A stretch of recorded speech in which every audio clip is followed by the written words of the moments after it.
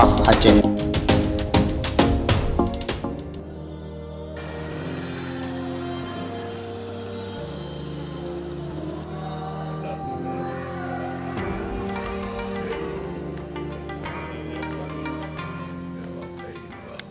Assalamualaikum warahmatullahi wabarakatuh.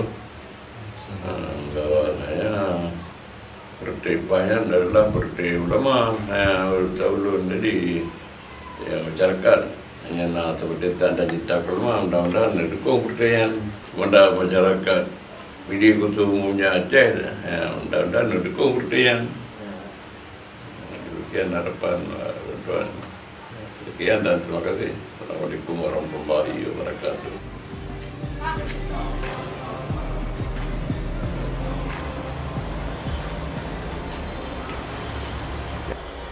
Para pendukung Partai Kompas Aceh, subscribe channel kami. Assalamualaikum warahmatullahi wabarakatuh.